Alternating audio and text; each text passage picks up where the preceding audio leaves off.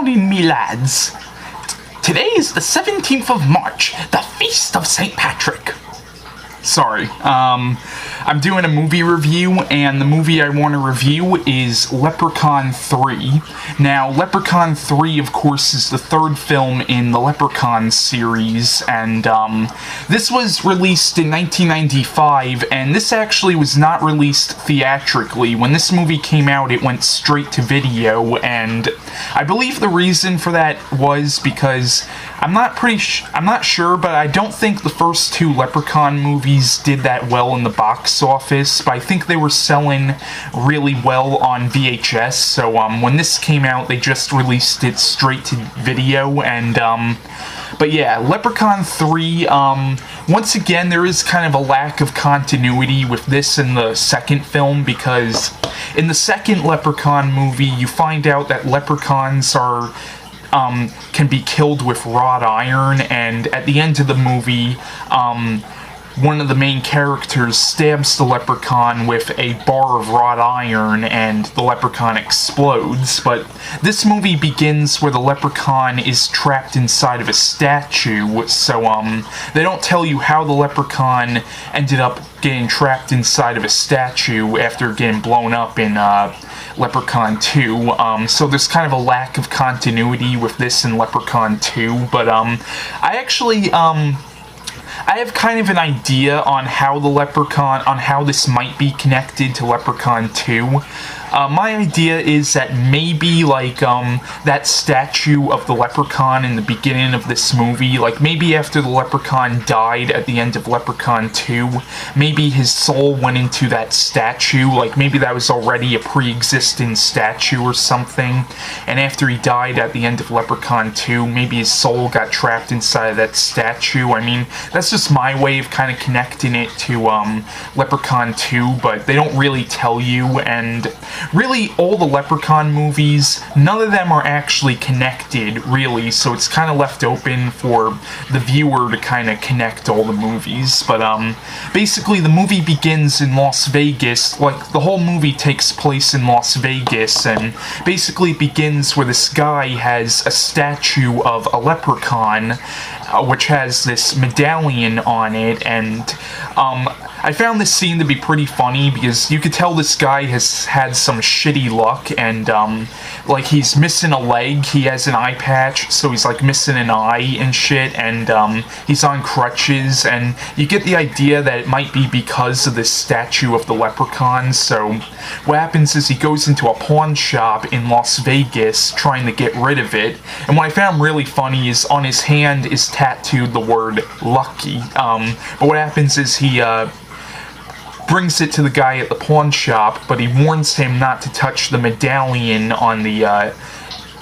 over the neck of the statue of the leprechaun. But once he leaves, the owner of the pawn shop, of course,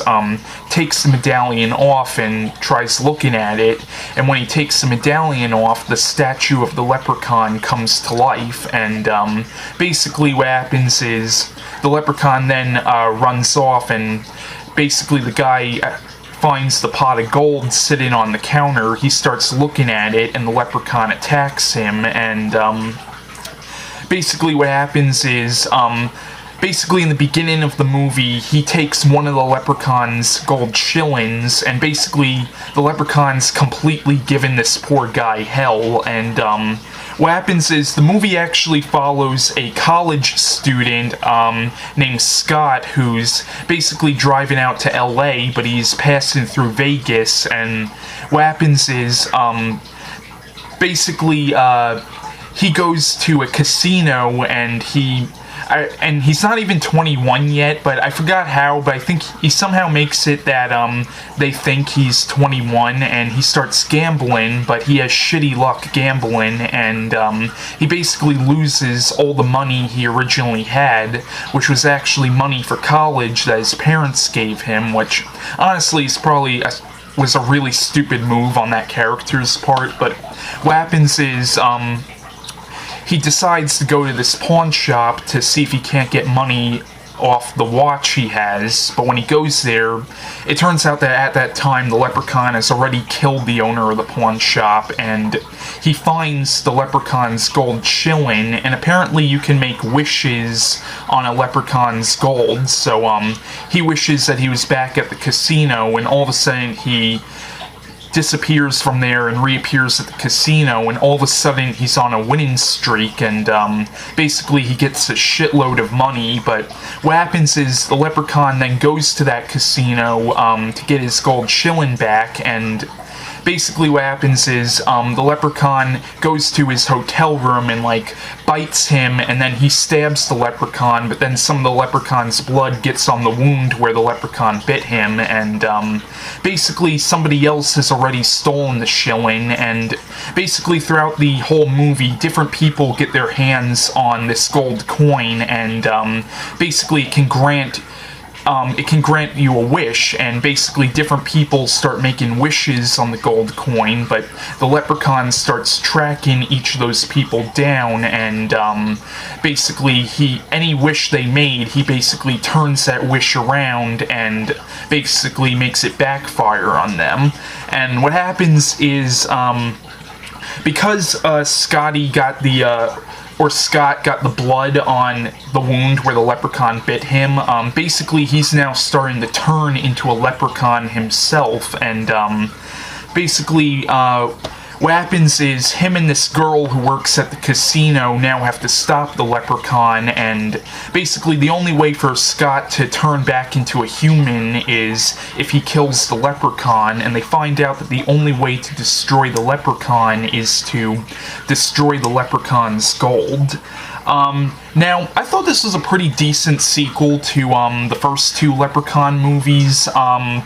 You know, definitely not as good as the first two Leprechaun movies, but it's a pretty decent movie. Now, like I said, the movie went straight to video. This was not released in the theaters, and you can kind of tell that they purposely made this just to go straight to video, and,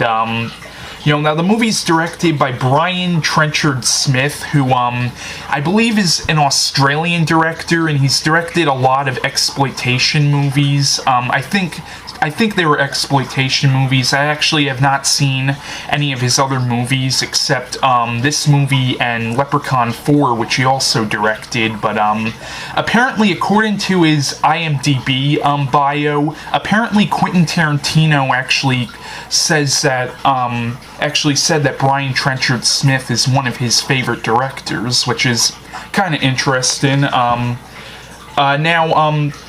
Now, really, the only two actors in this movie who I really recognize are Warwick Davis, who of course plays the Leprechaun, and Caroline Williams is also in this movie. For those of you who don't know who she is, she was also in the Texas Chainsaw Massacre 2, and I remember actually seeing her at a horror convention once.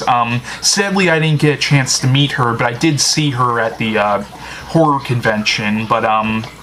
yeah, like I said, Leprechaun 3, it's a decent sequel,